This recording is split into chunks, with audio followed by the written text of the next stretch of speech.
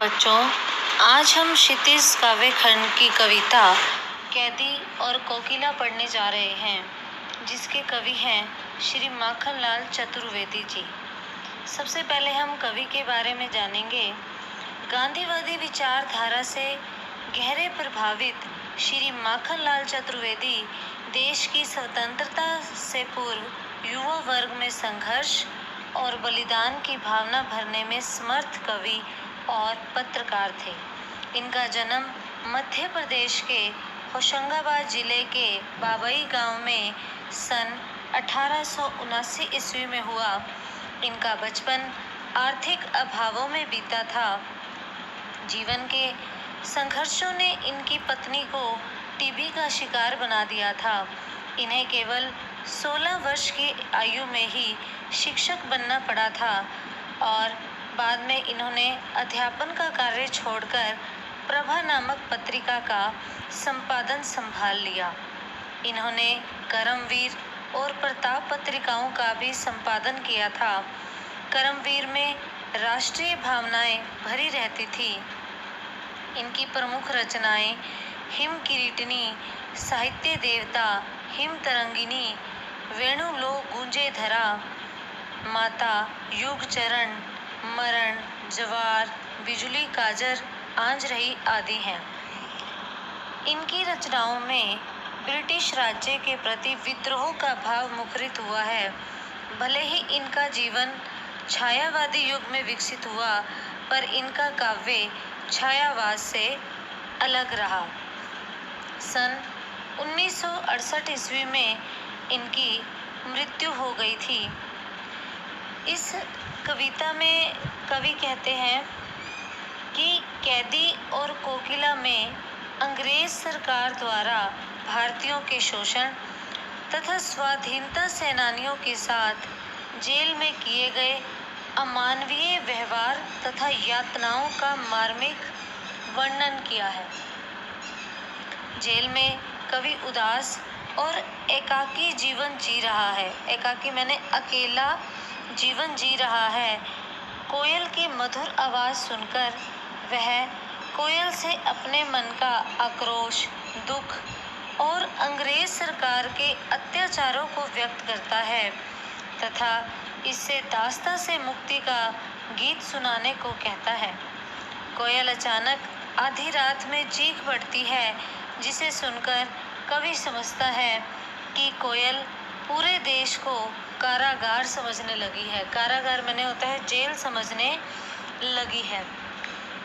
कवि कहते हैं कि क्या गाती हो, क्यों रह जाती हो, कोकिल बोलो तो क्या लाती हो, संदेशा किसका है, कोकिल बोलो तो, ऊंची काली दीवारों के घेरे में, डाकू चोरों बटमारों के डेरे में, जीने को देते नहीं पेट भर खाना, मरने भी देते नहीं तड़प रह जाना, जीवन पर अब दिन रात कड़ा पहरा है, शासन या तम का प्रभाव गहरा है, हिमकर निराश कर चला रात भी काली, इस समय कालिमा मई जगी क्यों आली। इस कविता के जरिए कवि का ब्रिटिश शासन के प्रति आक्रोश है, गुस्सा है। इसमें शब्द आए हैं कोकिल, कोकिल माने होता है कोयल, बटमारों, बटमारों माने होता है जो लूटने वाले होते हैं, यात्रियों को राह चलते लूट लेते हैं।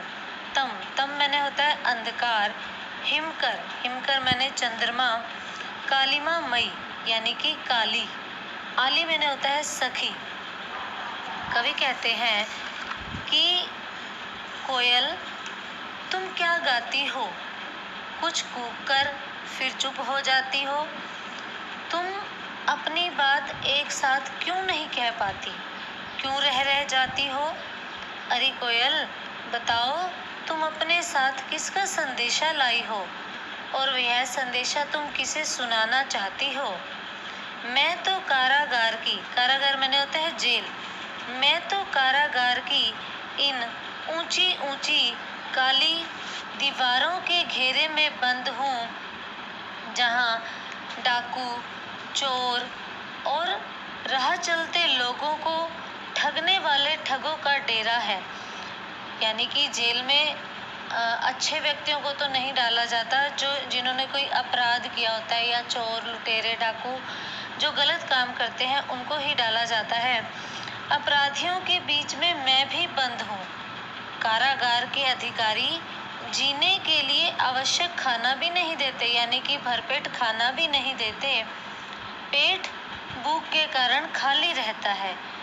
ये ना तो हमें जीने देते हैं और ना ही हमें मरने देते हैं। हम तो तड़प तड़प कर रह जाते हैं। हमारे ऊपर दिन रात कड़ा पहरा रहता है। हमारे ऊपर दिन रात कड़ा पहरा रहता है। यह अंग्रेजी शासन की व्यवस्था है या अंधकार का गहरा प्रभाव है।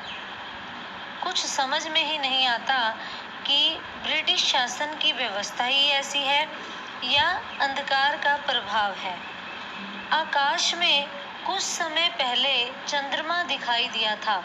हिमकर निराश कर चला रात भी काली, यानी हिमकर मैंने होता है चंद्रमा, कि आकाश में कुछ समय पहले चंद्रमा भी दिखाई दिया था, पर वह भी अब निराश करके चला गया। बस सब तरफ रात का अंधकार छाया हुआ है। इस अंधेरी रात में, इस अंधेरी काली रात में, हे सखी रूपी कोयल, तू क्यों जाग रही है? जरा बताओ तो सही मुझे कि तुम क्यों जाग रही हो? तुम्हें नींद क्यों नहीं आ रही? कोकिल, बोलो तो, क्या कहना चाहती हो?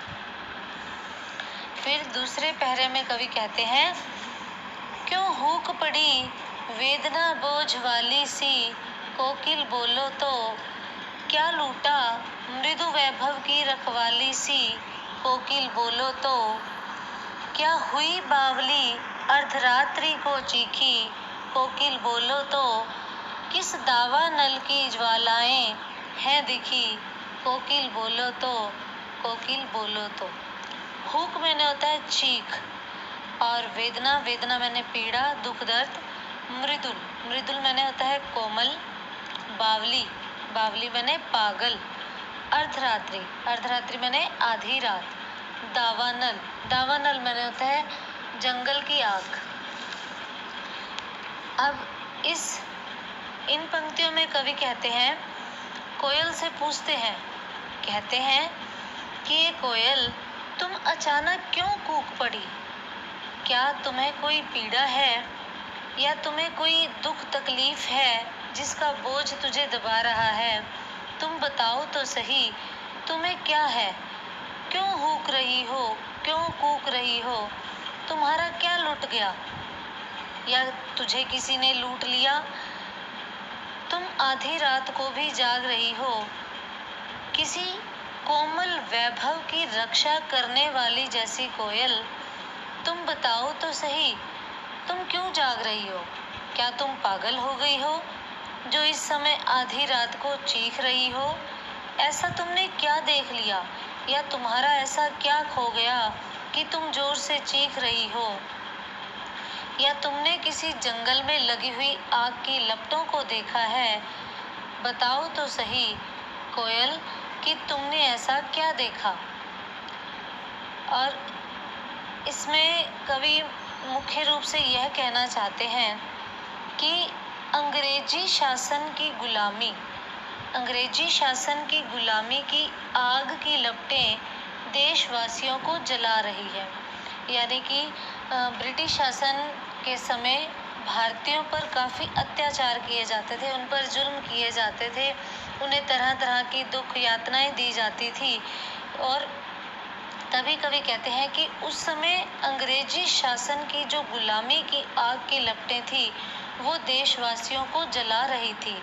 पर जंगल में ऐसी कौन सी आग की लपटें प्रकट हो गई थी जिससे परेशान होकर कोयल आधी रात को चीख पड़ी, कि कूक पड़ी। और कवि फिर उसे कहते हैं कि तुम क्यों कूक रही हो? आधी रात के समय ऐसा क्या हो गया तुम्हारे साथ?